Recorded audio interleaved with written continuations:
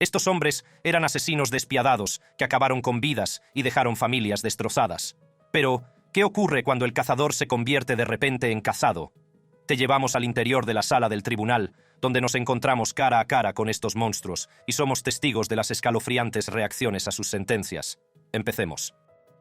Jeffrey Dahmer. Muy pocos asesinos superan la depravación del crimen de Jeffrey Dahmer, no porque fuera el peor asesino que existe. Más bien, fue la manera fría y desapegada en que cometió sus asesinatos lo que hizo que su caso destacara. Obsesionado con el control, Dahmer asesinaba y descuartizaba brutalmente a 15 jóvenes simplemente porque no quería que le dejaran nunca. Nunca quise la libertad.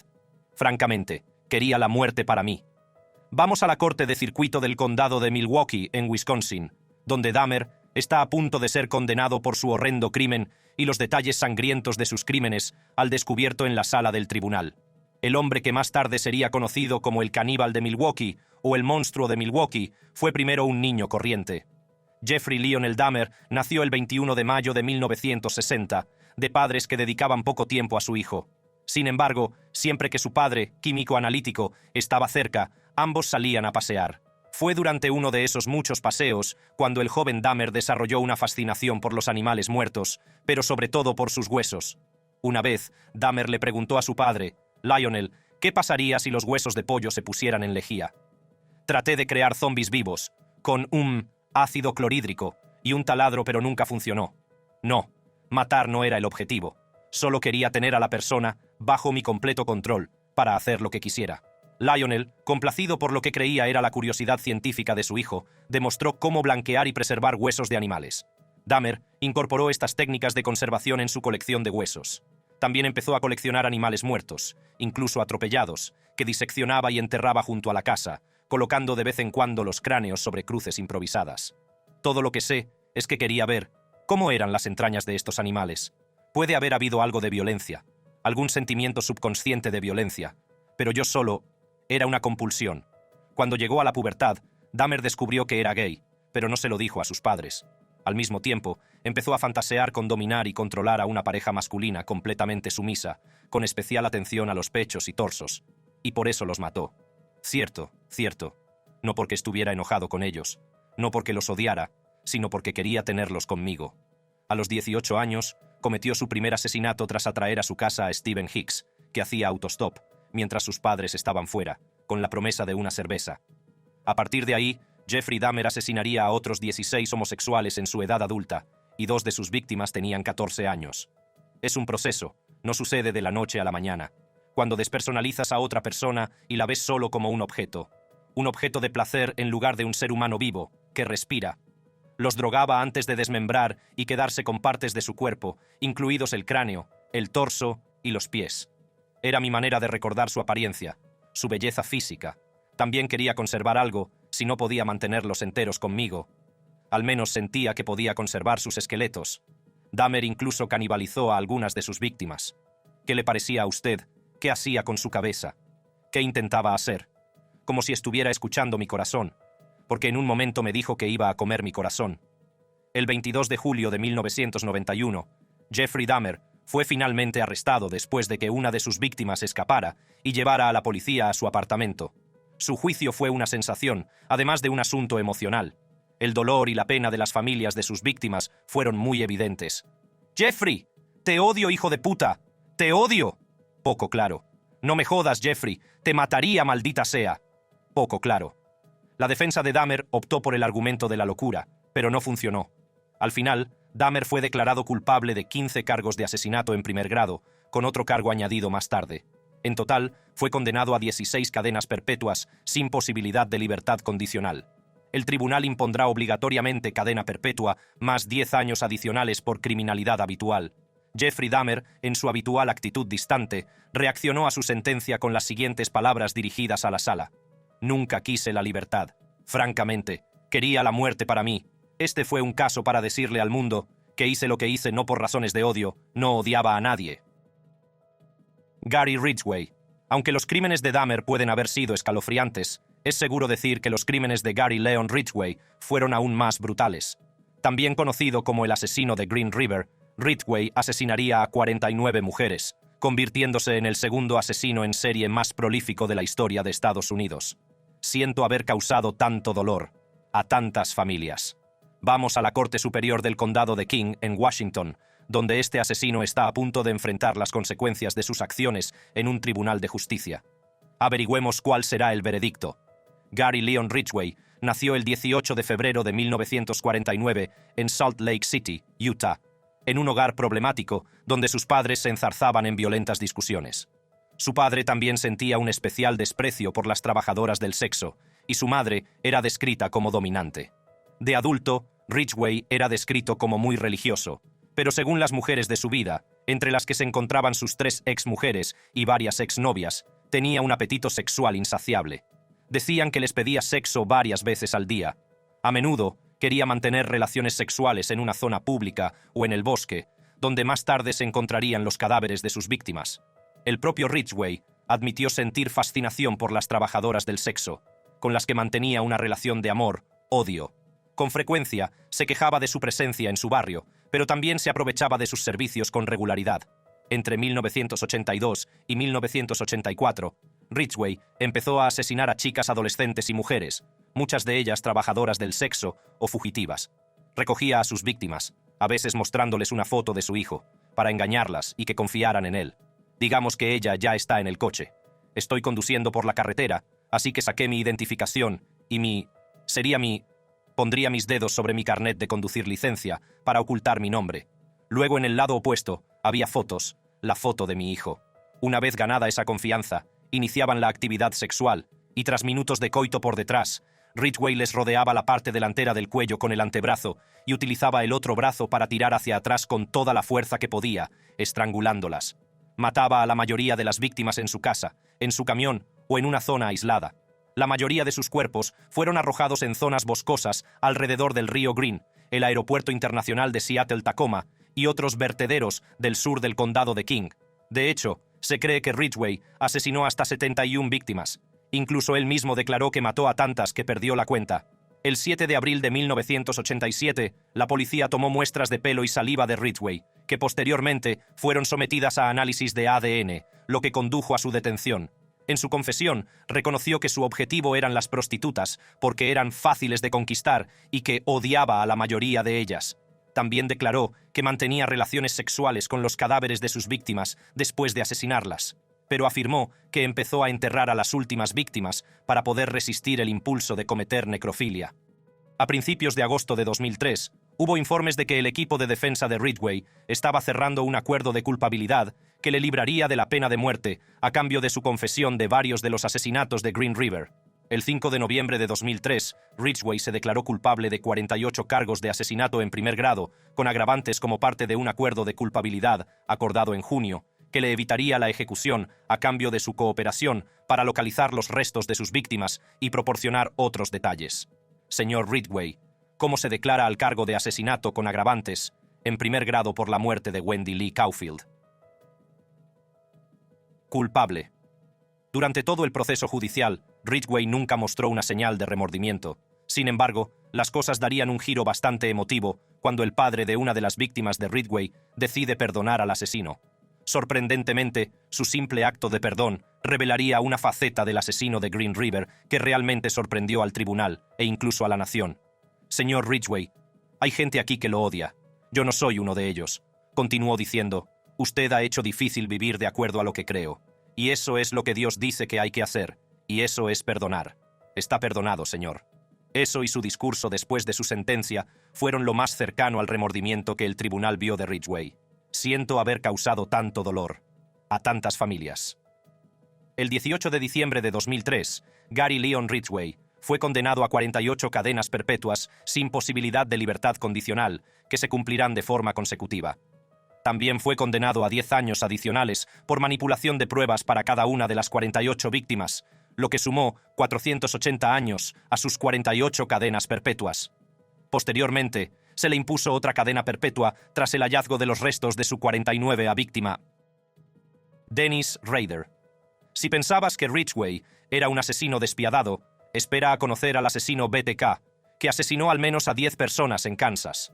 A diferencia de Ridgway, que en su mayoría tenía como objetivo a las mujeres, Raider estaba dispuesto a asesinar a cualquiera, ya fuera hombre, mujer o niño. Sería el fallo, orden y sentencia del tribunal, que Dennis Lynn Raider sea capturado por el sheriff del condado de Cedric, Kansas, y por él sea entregado a la custodia de la Secretaría de Correcciones para cumplir cadena perpetua. Toma asiento en el Tribunal Penal del Condado de Anderson, en Kansas, donde Raider está a punto de ser sentenciado. Averigüemos cuál será el veredicto y, sobre todo, su reacción ante la sentencia. Cuando se echa un vistazo a la vida temprana de Dennis Lynn Raider, el asesino de Bind Torture Kill, era casi como si estuviera destinado a una vida de crimen. Desde muy joven, Raider albergaba fantasías sexuales sádicas sobre torturar a mujeres atrapadas e indefensas. De joven, a menudo torturaba, mataba y estrangulaba a pequeños animales. También espiaba a sus vecinas vestido con ropa de mujer, incluida ropa interior de mujer que había robado, y se masturbaba con cuerdas u otras ataduras alrededor de los brazos y el cuello. De adulto, Raider era religioso y pertenecía a la Iglesia Luterana de Cristo de Wichita. Incluso fue elegido presidente del Consejo de la Iglesia y también fue líder de los Cub Scouts.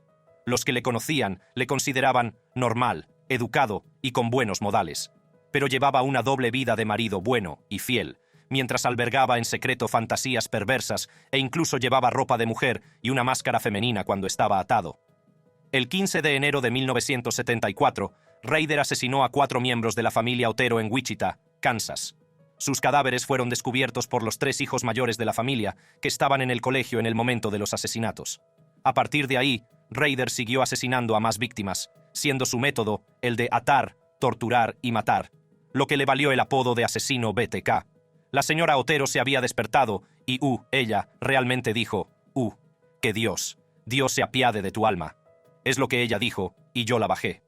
Aparte de sus asesinatos, Raider a menudo enviaba cartas burlonas a la policía, reclamando la responsabilidad de los asesinatos que había cometido. También reclamaba la atención del público, sugiriendo nombres con los que podían llamarle, incluido BTK. En una de sus cartas, llegó a escribir: ¿a cuántos tengo que matar antes de conseguir un nombre en el periódico o algo de atención nacional? También afirmaba que le impulsaba a matar el factor X, que él caracterizaba como un elemento sobrenatural que también motivaba a Jack el Destripador, el hijo de Sam y los estranguladores de Hillside. Hubo muchas oportunidades de detener a Raider, pero la policía siguió cometiendo errores durante el proceso de investigación. Sin embargo, las cosas darían un giro diferente cuando Raider, en una de sus cartas a la policía, preguntó si sus escritos, si se ponían en un disquete, podían ser rastreados o no. La policía respondió a su pregunta, afirmando que sí. El 16 de febrero de 2005, Raider envió un disquete Memorex morado de 1,44 megabytes a la cadena KSAS-TV de Wichita, afiliada a la Fox. Sin embargo, no sabía que la policía había descubierto metadatos incrustados en un documento de Microsoft Word borrado que estaba almacenado en el disquete. Los metadatos contenían las palabras Iglesia Luterana de Cristo, y el documento estaba marcado como modificado por última vez por Denise. La policía obtuvo entonces una orden para analizar una citología vaginal tomada a la hija de Raider en la clínica médica de la Universidad Estatal de Kansas, que mostró una coincidencia familiar. El 25 de febrero de 2005, Raider fue detenido y acusado de 10 cargos de asesinato en primer grado. Durante su detención y juicio, Raider no mostró ningún remordimiento por los asesinatos.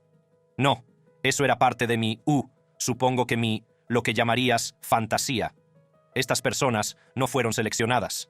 Bien, ¿estabas involucrado en alguna fantasía durante este periodo de tiempo? Sí, señor. De hecho, en su sentencia, Raider lanzó un discurso incoherente de 30 minutos que bien podría compararse con un discurso de aceptación de los premios de la Academia. La presentación de PowerPoint fue muy poderosa, como un par de cosas que podría señalar para el final. Pero en general, la mayor parte es cierto, y doy las gracias al Circuit County. Debería estar orgulloso de tener un buen estado. Finalmente, Raider fue condenado a 10 cadenas perpetuas consecutivas, con un mínimo de 175 años, ya que Kansas no tenía pena de muerte en el momento de los asesinatos. Sería el fallo, orden y sentencia del tribunal que Dennis Lynn Raider sea detenido por el sheriff del condado de Cedric, Kansas, y por él sea entregado a la custodia del secretario de Correcciones, para cumplir cadena perpetua. Joseph DeAngelo. Al igual que Raider, Joseph DeAngelo llevaba una doble vida que hacía difícil que nadie hubiera adivinado que era un prolífico asesino en serie. También conocido como el asesino del Golden State, DeAngelo, que era ex policía, Cometió al menos 13 asesinatos, 51 violaciones y 120 robos en toda California entre 1974 y 1986. He escuchado todas sus declaraciones, y lo siento mucho. Nuestro siguiente caso se desarrolla en el Tribunal Superior del Condado de Sacramento, donde DeAngelo está a punto de ser condenado por su cadena de crímenes. De mayo de 1973 a agosto de 1976, Joseph DeAngelo fue oficial de policía de la unidad de robos en Exeter, antes de trasladarse a Auburn y servir hasta julio de 1979. Sin embargo, fue detenido y despedido por robar en una tienda un martillo y un repelente para perros en octubre de 1979. Lo que la policía y la comunidad no sabían era que su formación en justicia penal y su conocimiento de los procedimientos de investigación policial le ayudarían a perfeccionar sus habilidades como asesino en serie. En 1974, una serie de robos se extendió por el Valle de San Joaquín y el ladrón recibió el apodo de El Saqueador de Visalia. Actuó hasta 1975 y se calcula que robó en al menos 100 casas. El Visalia Ransacker solía desvalijar la ropa interior de las mujeres y solo robaba objetos pequeños. En 1976 surgió un nuevo delincuente en los alrededores del área de Sacramento, apodado el Violador del Área Este, que solía atacar casas habitadas por mujeres solteras. Descrito como un hombre enmascarado, acechaba a sus víctimas de antemano y se aprendía sus rutinas. Después, irrumpía en su casa y dejaba ligaduras para atarlas cuando volvía. Además de violar a sus víctimas femeninas, también atacaba a parejas. Ponía al hombre boca abajo y apilaba los platos sobre su espalda, amenazando con matar a todos los habitantes de la casa si los oía sonar, antes de agredir sexualmente a la mujer en repetidas ocasiones. Mientras la policía luchaba contra los crímenes del violador de la zona este, un nuevo criminal volvió a aparecer en los condados de Santa Bárbara, Ventura y Orange.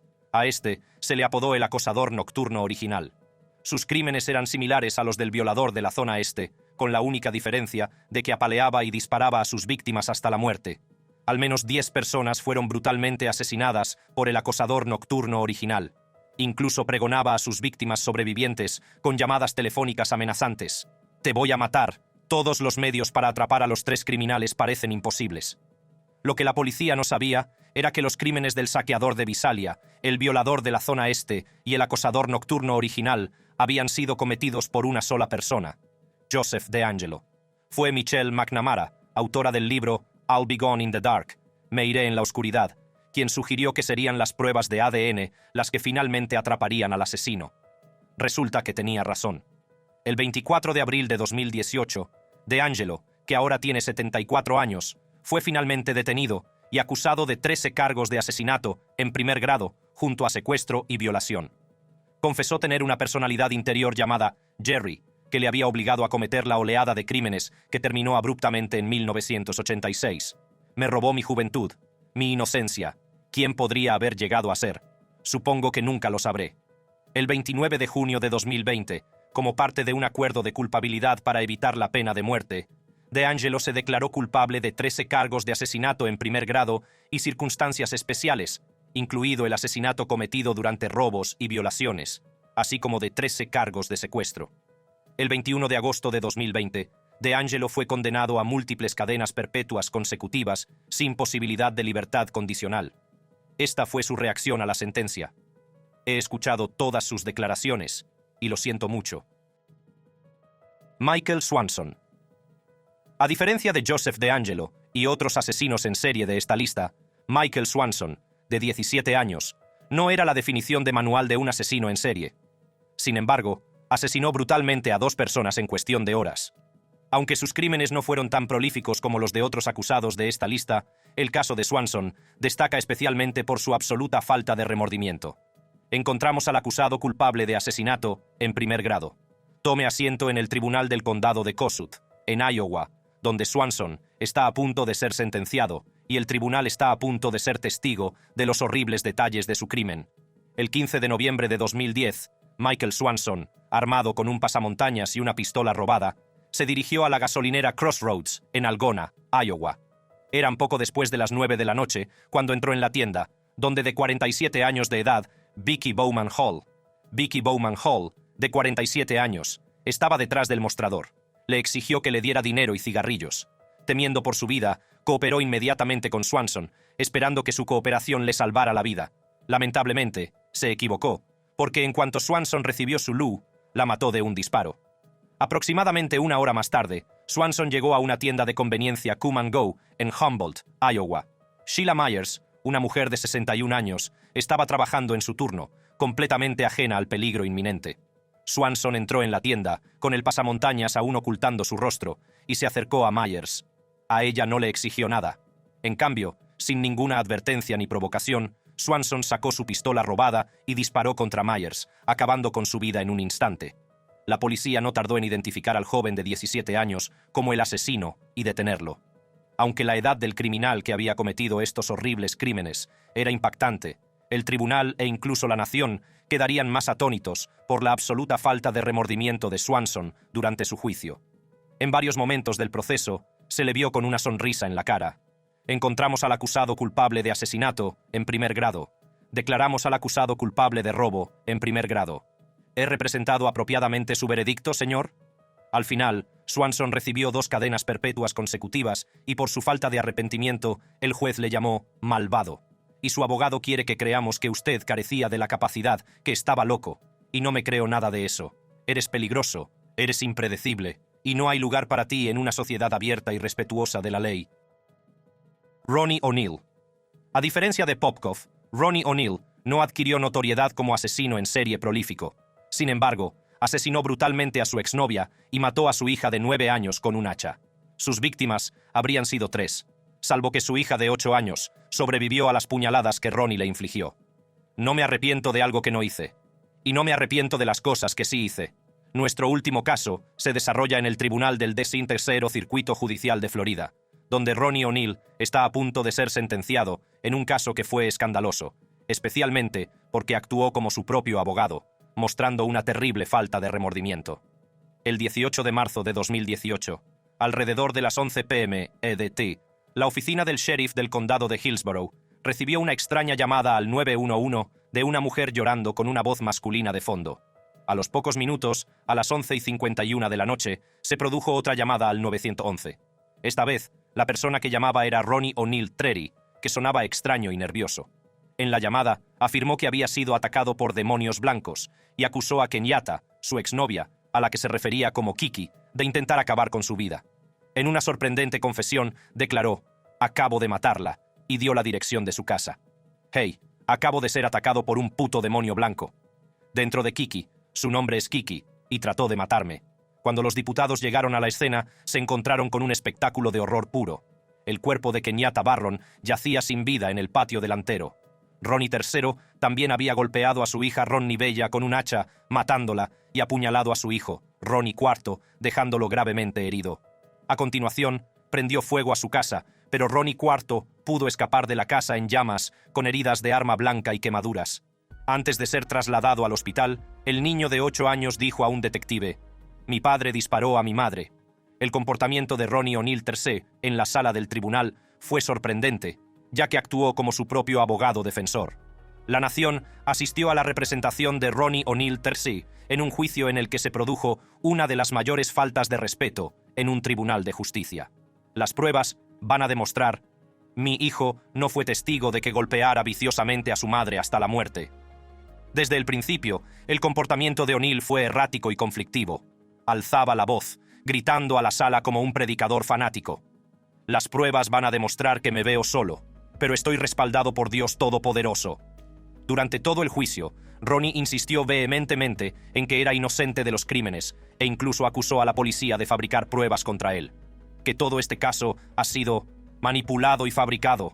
Y si creen que estoy aquí para jugar con ustedes, maldita sea, no lo estoy. Aún así, la parte más perturbadora del juicio llegó cuando el joven Ronnie IV fue llevado al tribunal para testificar contra el mismo hombre que trató de acabar con su vida, el hombre al que había llamado padre.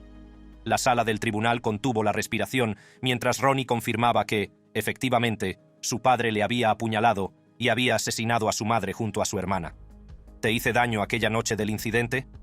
Sí, lo hice. ¿Y cómo te lastimé? Me apuñalaste. Ronnie O'Neill fue finalmente declarado culpable de los cargos que se le imputaban, incluyendo asesinato en primer grado, intento de asesinato en primer grado, abuso de menores e incendio provocado, entre otros. Se le impusieron 3 cadenas perpetuas consecutivas, sin posibilidad de libertad condicional, más 90 años. Se podría pensar que este era el final del juego para Ronnie, pero tenía esto que decir a la sala del tribunal.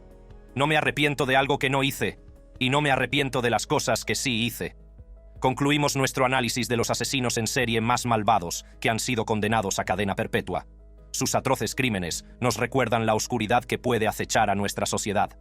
Si les ha gustado este vídeo, hagan clic en las tarjetas que aparecen en sus pantallas para ver más vídeos fascinantes como este. Les espero.